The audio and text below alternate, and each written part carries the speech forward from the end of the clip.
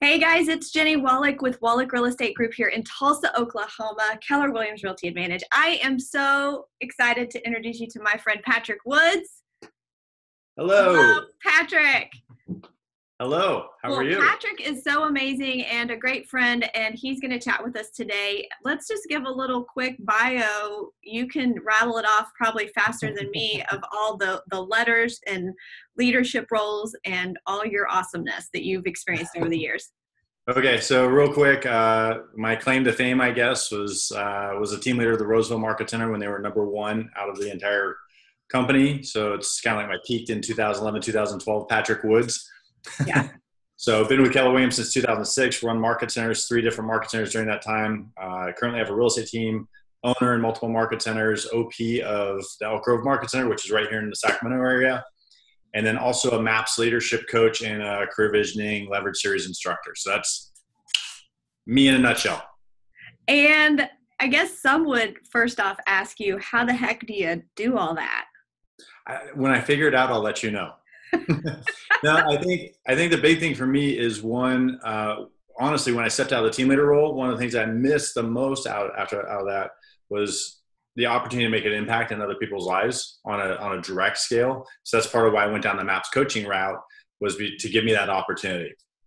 How do I do it all? Ultimately is I have great help.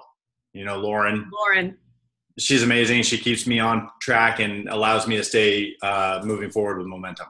So, well, that's a great point. And I know a lot of our viewers, maybe they're still single agents. Maybe they're thinking about growing a team or they have a team. So let's just go right to leverage, because you have an amazing leverage person in your life that I would like to have her or clone her. And so that could even touch on the first topic we were going to think about is, how do you create such a big vision and be a visionary for your team and for your world and your business and even your family, and then have all these people buy into it and go along with you for the ride? Well, I remember somebody showed me a little while back to find out, when you're going through the process, to figure out what is their vision for their world, right? Mm-hmm. And then you're clear on what your vision is for your world. And if those two worlds intersect, then you're on the right path. If they don't, then you probably shouldn't move forward. Right? You can't fit a square peg in a round hole. So that was one piece. The other piece, going to the single agent comment, one of the things when I first transitioned out of all these roles, I thought, man, how am I going to, there's a lot of change happening. So I thought, how am I going to afford an assistant? And so I figured out a way to hire somebody part-time. And before I knew it, I was like, oh my gosh, I need to bring this person on full-time right away, because it's making my world much bigger.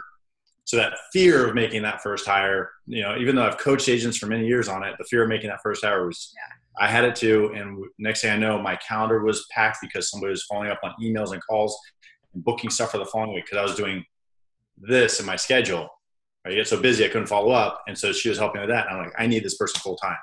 So one is understanding what their vision is. The other piece is understanding what their goals, dreams, and aspirations are, and understanding how you might be a piece of that to help them accomplish what they want.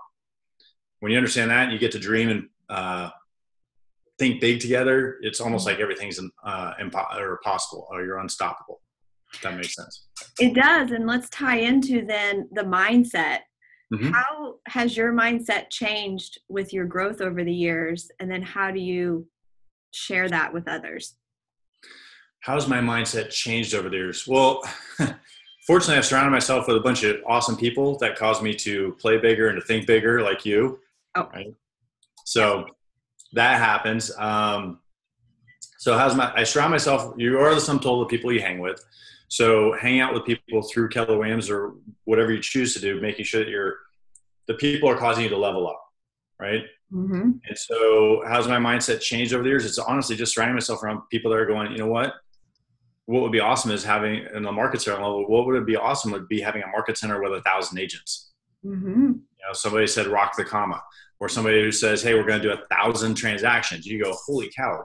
I didn't even think about that. When people start saying I had $100,000 day in closings, oh my gosh, somebody's done it and made it possible, which causes you then to go, well, just because it hasn't been done doesn't mean it can't be done. Right. So that's kind of where my mindset has changed over the years. And then looking at that, saying, how do we create a compelling vision? So say we're going to do 1,000 transactions. How do we create a compelling vision around that? And then you shift it to what's in it for me, for your people. Because at the end of the day, they might love you and care for you. At the end of the day, they're going to want to know, whether they verbalize or not, what's my outcome in all this? And so I have to understand where their dreams, goals, aspirations are, so that I can gear it towards them and authentically head that direction. Okay, rock the comma. I love that. And so let's just shift our mindset to, you can have a coaching moment here for those out there who are in fear or not quite there yet, and rocking the comma, shaking their world up, having, fear or faith, you choose. So now they set this big goal to move that comma to a larger place. And how would you suggest they set the big goal and then stick with them and be held accountable to them? Well, here's what's funny is I've done this exercise with my coaching clients a few times where I throw out something crazy, right? One of our goals with the team leaders is to grow their market centers by a certain number of agents every single month and have a certain number of appointments. No different than an agent, right? Okay. And so what would it look like if you booked 40 appointments to grow your market center, or 40 appointments to build your real estate sales business in 2 weeks, and you could take the other 2 weeks of the month off? And people freak out. They go, oh my gosh, that's not possible. I say, okay, let's start working a plan. Let's pretend it is possible. Let's start working out a plan. And before you know it, they go, wow, I think I could actually do this. Yeah. Right. So you start thinking big. And then what happens is a lot of people, they don't map out what it might actually take in order to do that. And then they start mapping out and they go, wow, this is actually possible. And it doesn't seem as challenging as I thought it was. Right. Yeah. And so then we map it out and we create an action plan. So a GPS, a 4-on-1, something like that we're tracking on a weekly basis, sometimes even daily, tracking our numbers, making sure that we're moving towards that goal, where it's not something where we work on one day and set in the drawer in our desk or leave on our desktop on our computer and forget about. So what are we doing to take daily action on it? All right. So I'm going to stump you here. You don't know this question is coming. Okay, go for it. I just thought of it. So you've mastered the team leader role. You've been an operating partner in market centers, an owner in market centers, and a MAPS mastery coach. And you're back to being a real estate agent, like a lot of us. So what are your challenges with kind of starting over? Well, okay. So, I mean, it's been fascinating to go back in and launch this team. And so I've seen some people where they do it and they launch teams. And I launched a team a little while back. I ended up selling it off to my business partner. And in the first 12 months, we did about $20 million in sales, right around 55, 60 transactions in the first 12 months. And all the agents in the office would come to me and go, Patrick, how did you do it? I said, well, there's this book. It's red. Yeah. And there we go. And then, forgive me, they wouldn't do anything with it, right? Right. I'm not smart enough to reinvent the wheel. I'm just going to follow the model. Right. So not to say everything was perfect. I mean, we broke stuff along the way, and that's where you kind of have to get out of your own way and be okay with having some oopses so you can fix and get better. We're never going to lay a plan to say, okay, here's my perfect system to do 100 transactions a year. The way we get the perfect system is we go out and we do 100 transactions in a year. Yeah. So get over that fear of failing, to just say, you know what, I know I'm going to screw up along the way. I know I'm going to have to go back and apologize to somebody along the way. I know I'm going to make a bad hire along the way. I just have to be okay with it. And the faster I get okay with that, the faster I can hit my goals. Right. For me, going back in, it's been a little bit, I fall back into those traps just like anybody else. Going out and hiring the right people to the team, right? That's one, making sure that you have standards. And what's interesting is, if you don't have the right people on the team, the standards can drop, and that's not okay, right? Because it sets the example for everybody else. So you've got to constantly be recruiting to the standards to grow your team, hold the standards, and again, paint it in that picture, in that light of here's why those standards are going to help you accomplish what you said you wanted to accomplish when you joined my team. Right. I mean, the problem that I have right now is I jumped in and started capitalizing some things. We have more leads than we know what to do with. So I'm sure we're missing opportunities. So I need more people. Yeah. That's what it boils down to. Yeah. People. That's always the answer. Mm-hmm. You know, I had this thought this morning about my current team, and we've got a great culture going on right now and good energy. And I thought to myself, so we use a tool called Slack. It's an app. And as a team, we communicate there. And I got this idea from Jessica Starr out of Connecticut. Okay. And So every morning we have a gratitude channel in our Slack. And so every morning we all say what we're grateful for. And it's really been so amazing. And this morning, my gratitude was that I love that we are a learning-based team, and every day we have conversations about how we can get better. That's awesome. I am stealing that. We use Slack too. So when I'm done here, we'll create a gratitude channel on our Slack. It is awesome. Yes. And it's a great way to communicate. So what else, Patrick, are you going through in your busy world? You're a dad. You put that first. You're a husband and a dad. We also, let's talk about this real quick. We are going to be at Family Reunion, our annual Keller Williams convention here really soon. So what are some tips from all your experiences of Family Reunion that people could benefit from your knowledge? Okay. So Family Reunion, one of the things I would look at is you're going to spend the money and the time to go out there already, right? You've got the registration, the hotel, the airfare, the meals, all that stuff. And it's going to be an amazing event. Now, what can you do to 10 plus it, right? To 10x your event so that you squeeze every ounce of value out of that event. So what are the challenges you have in your business? Where are you struggling? What are your goals for 2018 and beyond that you want to accomplish? And then think, who do I need to meet while I'm there? Can I squeeze in breakfast meetings, coffee meetings, after session meetings? Can I go to a breakout session and meet somebody who's on a panel and say, hey, can I walk you to your next session and pick their brain? That's a huge one. Because they get off a panel and everybody's crowding them and you just hang back and then you say, hey, would you be okay if I just walked you to your next session? I love that one. Yeah, I have a bottle of water. Did you want some water? I have a granola bar. Do you want a granola bar? And then you just talk to them. And sometimes they're walking to another session. Sometimes they're going back to their hotel and you'll get this 10, 15, 20 minute uninterrupted opportunity to hang out with somebody who's crushing it in an area that you want to get better. Yeah, I love that idea. And, just being purposeful, coming with a plan and having focused conversations. Sure. What's the one thing that you are focusing on right now? Every single day, the one thing you think about and you must crush daily? It's funny. So it's funny you asked that because one of the things that I've been looking at over the last 18 months in this whole reinvention, because I stepped out of the team leader role and all this kind of stuff, is what's the question I'm asking myself on a daily basis?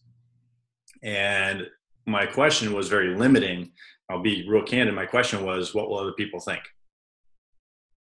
All right. So if I make this post on Facebook, what are people going to think of that? Are they going to read it the wrong way? If I go do this, what are people going to think? And so I've been working on changing that question that I ask to everything that I do is, what's the best thing I can do right now to add value to myself and others? So that's what I'm focusing on every single day. And that's why I'm doing the Facebook Lives and hanging out with people like you that are doing the same thing. It's how do I just add value? Yeah. And I just trust that the more value I can add, the more these other pieces will fall into place. The more value I add to my friends that are at Keller Williams at other locations, the more value I add to my agents and my market team, the more value I add to my team leader, the more value I add to the people on my real estate team, the more value I add to my clients, everything else will take care of itself. It sure does. And my word for the year is engage. And I really was looking at it in the form of, if you read there are two different definitions, and one is kind of inbound and one is outbound, as the way I read it is I can be engaging with others, or I can be someone that is engaged.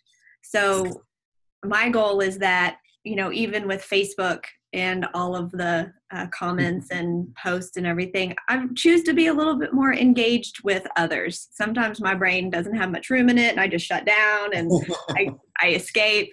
I'm really an introvert in a sense that No, you're not an introvert. No, I'm buying it.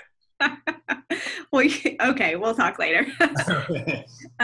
Anyway, so that's just exactly what you're saying. And I feel like engage also is adding and sharing value. And at the end of the day, that's what it's about. And we've all gotten to this level because we've added a certain level of value, because we've done certain things, right? And that, for me, that question of, are other people going to judge me based on what I put out there? Somebody's going to, and I just have to be okay with that.